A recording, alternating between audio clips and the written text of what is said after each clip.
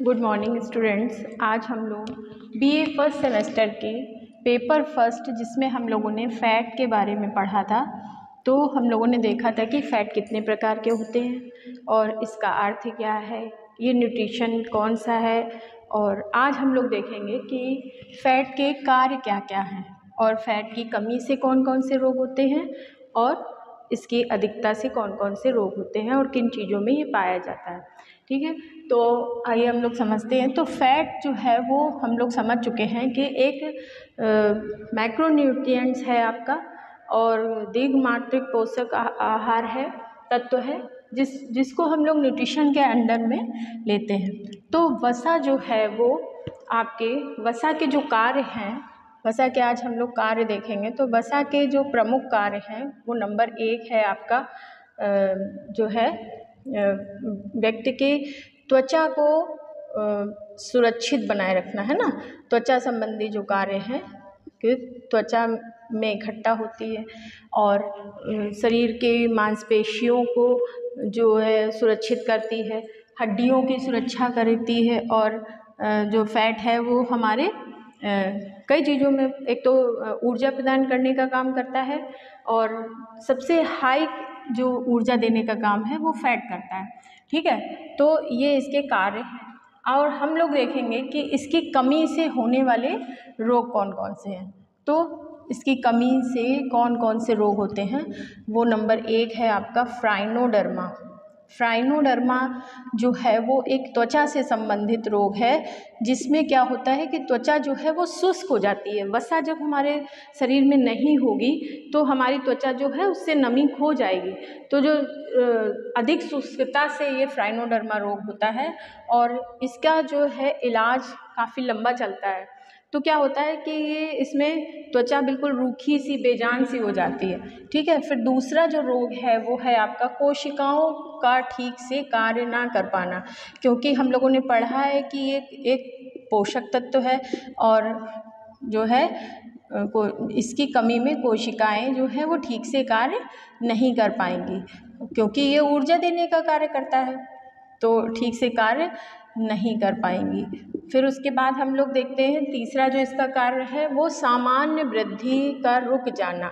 भाई एक पोषक तत्व है तो हम लोगों के जो शरीर की वृद्धि है उसमें भी तो ये सहायक है।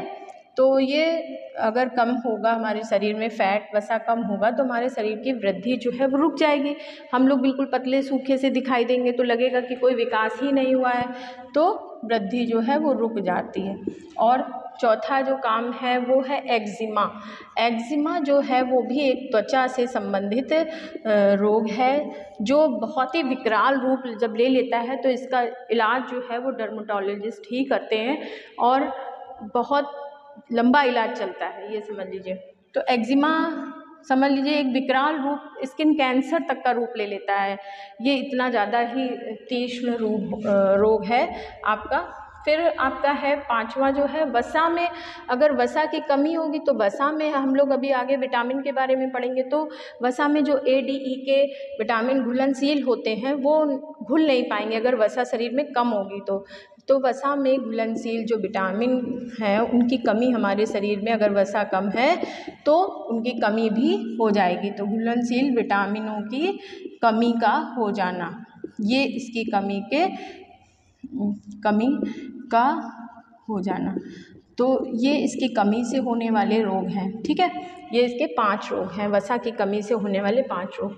उसके बाद इसकी अधिकता से क्या मतलब है, तो इसकी अधिकता का क्या प्रभाव पड़ेगा।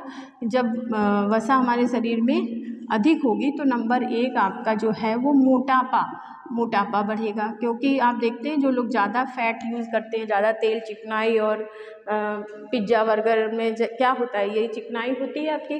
पूड़ी पराठा ज़्यादा खाते हैं तो उनमें क्या होता है, फैट हो जाता है। ठीक है, तो मोटापा बढ़ता है। फिर हृदय संबंधी रोग बढ़ते हैं, जब मोटापा बढ़ेगा तो हृदय संबंधी रोग आपके बढ़ेंगे। तो ये जो है फैट है ये हृदय संबंधी रोगों को बढ़ाने में मदद करता है हमारी, तो इसलिए हम लोगों को फैट क्या है, कम लेना चाहिए। ठीक है, तीसरा है आपका इसी में लीवर संबंधित रोग। लीवर जो है फैटी लीवर हो जाएगा तो लीवर संबंधी रोग भी इसी से हो जाएंगे, है ना। चौथा है आपका चौथा है आपका मधुमेह। जब मोटापा बढ़ता है तो मोस्टली लोगों को मधुमेह संबंधित रोग हो जाते हैं, और या मोटापा नहीं भी बढ़ा है तो भी अगर फैट ज़्यादा ले रहे हैं तो मधुमेह हो जाएगा। मधुमेह अपने में एक स्लो पॉइजन का काम करता है। ये रोग क्या है? ये स्लो पॉइजन है। ये व्यक्ति को धीरे धीरे मारता है, क्योंकि सारे न्यूट्रिएंट्स बॉडी में ख़त्म होने लगते हैं, डिक्लाइन की ओर जाने लगते हैं। तो ये हमारे फैट की कमी और ये अधिकता से होने वाले रोग हैं। ठीक है, फिर इसी में हम लोगों ने देखा था कि कोलेस्ट्रॉल क्या है? कोलेस्ट्रॉल जब हमारे शरीर में दो तरीके का कोलेस्ट्रॉल पाया जाता है। एक होता है आपका LDL और एक होता है HDL। ठीक है, LDL और HDL में ये कहते हैं कि लो डेंसिटी जो है आपका कोलेस्ट्रॉल, लो डेंसिटी जो ब्लड में पाया जाता है लेवल इसका। तो ये जो लो डेंसिटी है और ये हाई डेंसिटी है। तो हाई डेंसिटी और लो डेंसिटी में अंतर क्या है कि ये इसको हम लोग बैड कोलेस्ट्रॉल के नाम से जानते हैं, इसको हम लोग गुड कोलेस्ट्रॉल के नाम से जानते हैं। इसका काम क्या है गुड कोलेस्ट्रॉल का? कि ये हमारे हृदय को प्रोटेक्ट करता है। ठीक है, ये हमारे शरीर में कि वेसल्स में जब जाता है तो उसमें ऑक्सीजन पहुंचाता है और कोई भी चीज़ जमा नहीं होने देता। और बैड कोलेस्ट्रॉल क्या है? ये हमारे शरीर में हृदय में जाकर जम जाता है और हृदय की जो वेसल्स हैं उनको रोकता है, आर्टरीज को रोकता है, इसमें क्लॉटिंग का काम करता है। तो जो क्लॉटिंग हो जाती है तो क्या होता है कि व्यक्ति को हृदयाघात की बीमारी भी हो सकती है। तो ये लो डेंसिटी आपका हो गया और ये हाई डेंसिटी हो गया कोलेस्ट्रॉल। ठीक है, तो HDL और LDL का यही काम है कि शरीर की ये वसा की कमी से होने वाले जो रोग थे आपके और ये अधिकता से होने वाले रोग हैं। ठीक है, अब इनका जो टोटल वैल्यू होती है, टोटल गुड जिसमें देखते हैं डेंसिटी क्या होती है, तो इसमें डाइवर्सिटी कोलेस्ट्रॉल गुड की क्या होगी, टोटल जो होगी वो 200 होगी, 200 mg के करीब होती है। ठीक है, उसके बाद अगर देखते हैं कि ब्लड में 120 से 180 तक 80 mg तक होती है। तो क्या होता है कि जो है आपका LDL HDL जो है वो कितना पाया जाएगा? वो आपका 40 mg होगा और LDL जो होगा वो आपका होगा 150, ठीक है, mg। और उसके बाद ULDL क्या होगा?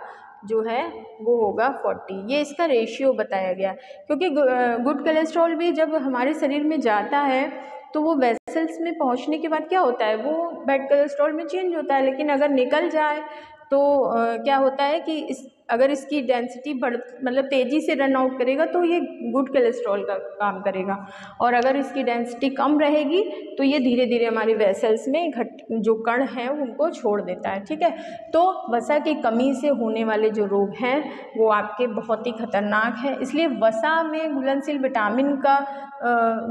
विटामिन अगर वसा कम होगी तो ये भी कम हो जाएंगे, जैसे A, D, E, K, इनका हमारी बॉडी में बहुत रोल है इन विटामिन का। और अगर वसा कम होगी तो ये विटामिन हमारे शरीर में कम हो जाएंगे। और विटामिन का जो मेन वर्क होता है वो सुरक्षा देना होता है बॉडी को। तो सुरक्षा जब नहीं होगी तो कई प्रकार के रोग हमारे शरीर को घेरेंगे। ठीक है, तो ये आपके वसा से संबंधित सारी चीज़ें। अब ये पाया किस में जाता है? तो स्रोत में अगर देखें तो हमारे वसा जो है वो हमारे वनस्पति घी, तेल है ना, मूंगफली के तेल, सूरजमुखी के तेल, विभिन्न प्रकार के उसमें पाया जाता है, मछली के तेल में पाया जाता है, और आपका कोकोनट ऑयल है, मतलब कई प्रकार से पाया जाता है। ठीक है, तो ये घी, मक्खन और कई प्रकार के तृणधान्यों से जैसे कि मूंगफली है, इन सब चीज़ों में पाया जाता है। तो ये इसके स्रोत हो गए, प्राणी जगत से प्राप्त और जंतु जगत से प्राप्त। ठीक है बच्चों, आज इतना ही, और नेक्स्ट वीडियो में हम लोग दूसरी चीज़ को देखेंगे। Thank you.